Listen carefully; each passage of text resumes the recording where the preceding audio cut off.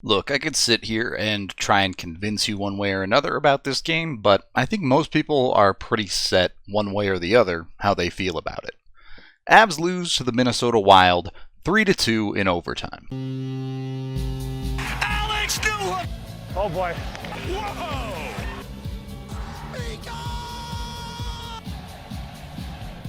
You never like to see a team lose to their rival, especially the one that you root for, so I understand that, and I understand if you're unhappy with how the Avs played during certain stretches of this game. I don't think I necessarily agree with you. I thought the Avs were the significantly better team for the vast majority of this hockey game. Unfortunately, they still lost. And we can sit here and I could go over the same problems that have been plaguing this team over the last month, including lack of depth scoring and big mistakes on the defensive end, but you've already heard all this before. At the end of the day, despite the Avs outshooting Minnesota 42-29, despite having a lead late in the third period, the Avs found a way to lose. Does that affect my opinion of them on a bigger scale this season? Absolutely not. Is that disappointing in the moment? Yeah, for sure. And in this game, while those 42 shots on goal are good, I do think there was a little bit of a lack of quality opportunities for Colorado. They got plenty of shots, but a lot of them were settling for less than good. And despite the Avs' dominant puck possession metrics, we still saw the bottom six struggle to even keep it at even against Minnesota. Now, getting Arturi Lehkonen will help that almost immediately, and then hopefully more health up through the end of the regular season will also push that in the right direction. But for right now,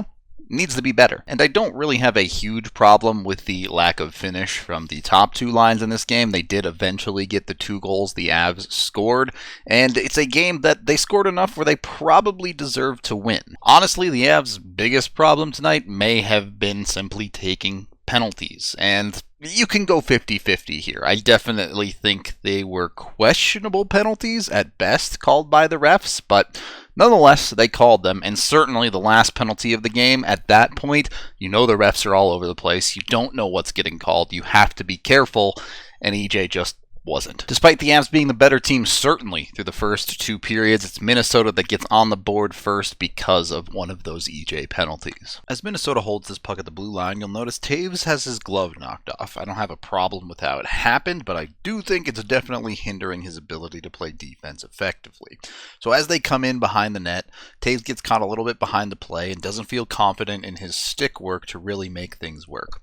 You've now left Manson all alone in front with Taves going behind to defend essentially 2 players, as no one checked the back door and Kaprizov has snuck all the way down. With better awareness, you would like to see Nico Sturm charging hard down the middle and yelling at Manson to check the back door.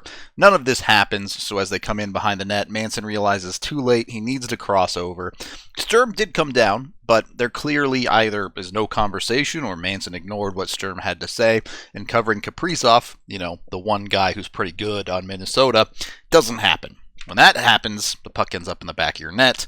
You get Taves with the cross-check after. I didn't really have any problem with any of that. It was not great, but fine. Make no mistake, Minnesota is a good team. I don't think they're a great team like Colorado is, but they are a good team, and they're going to punish you when you make mistakes. This is A1 typical stuff for me in the NHL. When you play like the better team for nearly 2 full periods, but you have nothing to show for it, it just feels like the cosmos turns against you and the other team is guaranteed to score the first goal of the game. The good news is the Avs responded very well in the third period. They continued to push and eventually got rewarded. So the Avs start the third period out, and eventually you see a big hit on Mikko Rantanen from Matt Dumba.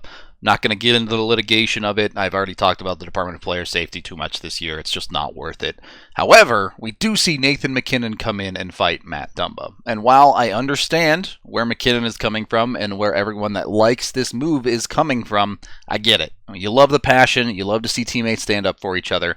There is no situation, nobody he's fighting, nowhere in the world, especially when your team is trailing, that you want Nathan Mackinnon fighting. Not just in the game, but for risk of further injury and moving him out of the lineup down the line. If Nathan MacKinnon breaks his hand in this fight, the Avs season all of a sudden is in extreme question. If they have to go through the first round of the playoffs without Nathan MacKinnon, it's a completely different hockey team. Thankfully, MacKinnon seems fine, so we don't have to go down that route, Still think it's a terrible idea and that Nathan Mackinnon should never fight, particularly because Curtis McDermott was out on the ice. Yes, I get it. Matt Dumba's not going to fight Curtis McDermott, but why do you have an enforcer if he's not going to do his job? It doesn't have to be with Dumba. It can be with someone else. It does not have to be your best player throwing hands. But what the hell do I know, because that worked, and the Avs get both of their goals in this game while Nathan MacKinnon is in the box. This game is hard, solid proof for all of the people that think faceoffs matter, and they certainly did in this game. The Avs win one clean here back to Taves, who then gets it down the half wall to Comfer. This is a perfectly set play where they move the man across, they get Minnesota caught by the man in deep, and it opens up a ton of space in the middle for Kadri. A perfectly executed bump pass from Comfer one time to a Kadri one-time shot to the far side of the net.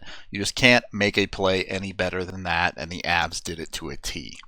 This play sums up, I think, why the Avs can be so frustrating. It's a beautiful play. It's perfectly executed, and the Avs get rewarded. So many times we see the Avs bobble a puck here, or fumble a puck there, or something just doesn't quite connect. And yes, I understand there's another team actively trying to prevent the Avs from doing these things, but we see them capable of pulling off stuff like this. It just feels like it could be a little bit more consistent from them if they put in that little bit extra. The Avs ride the momentum of this goal, eventually draw a power play, and score what is probably the fastest power play goal of the season off of it. This one less beautiful, but same concept. The Avs don't win one clean, but they do win a face-off here to the inside. It ends up bouncing off of Burakovsky's skate and out, and Mikko is right there, read the play well, steps up into a puck as the man to it, and doesn't hesitate. Fires off a shot. He's in a great position. You'll love to see him shoot it from here, and he makes it count. Talbot has no chance. Again, far side, glove side, boom. So it was a long, windy road that led the Avs to the lead in this game, but they did eventually get it. And when you have a lead with less than 10 minutes in the game, you should win. We know this. We also know the Avs did not win, and that mostly comes down to one bad shift in the third period, where you have multiple turnovers from your defensemen and then give up a goal. So again, the issues on this play came before the things that actually led to the goal. I don't have a big problem with how the goal happens here. The Avs forwards play great swarming defense up high and don't give up anything easy. And while Minnesota continues to work the puck around the boards, you have everyone kind of taking their man. There is no one particularly open here. Taves plays quality defense, gets his stick on the puck, and denies an opportunity. Unfortunately, that puck just bounces right off of Taves' stick as you have a little bit of stick-on-stick action from Hartman there, and it comes right back out to Minnesota, who immediately fires the puck down in deep. That is a tough break on this one. You had Mikko fall down along the boards, you had MacKinnon curl up to cover a high man. That things happen. Hockey is not a perfect sport. It's just a tough bounce that went Minnesota's way, and the redirect ends up in the back of the net from Hartman. You just need a better shift than that. Full stop from Taves and Manson. It's got to be better. That puck has got to get out of the zone before there's even danger of Minnesota scoring on that play. I have no excuses for the Avs here. They need to be better. And the game ends. 30 seconds left in regulation. EJ takes the penalty on Tyson Jost, and you knew the game was over at that point. 4-on-3 situations going into overtime, they almost always end with a power play goal. So you knew you were done before overtime even started, and indeed it takes just 15 seconds for that goal to go in. Very short answer here, a 4-on-3 situation, you can't afford to give up any space, and the Avs double commit Taves and Comfort and the man with the puck along the wall. Absolutely can't let this puck get out if you're going to commit to this. As soon as it does, the Avs are screwed. They're just not covering enough space here.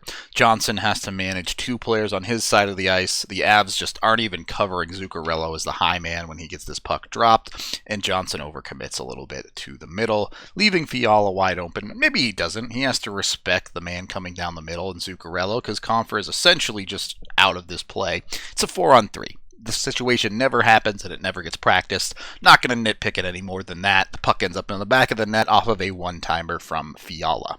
Look, if that's Bowen Byram making that penalty, I think I might understand it better if it's some young rookie who hasn't been there before, but EJ's been in this league for well over a decade now. He should know better. He should know the situation, and he should know, in this game especially, where he's already been called for one questionable penalty, that he can't get away with something like that. He just has to know better. That's what veterans do. Instead, he's in the box for the game-winning goal for Minnesota. And look, at the end of the day, the Avs still get a point out of this game, which is fine, and In the big picture, the Avs have 98 points on the year. They're going to be the first team in the league to 100 points by a good margin.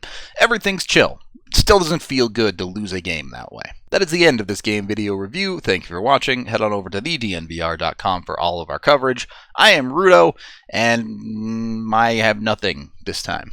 Avalanche time, come on, grab your friends. We're going to the playoffs again with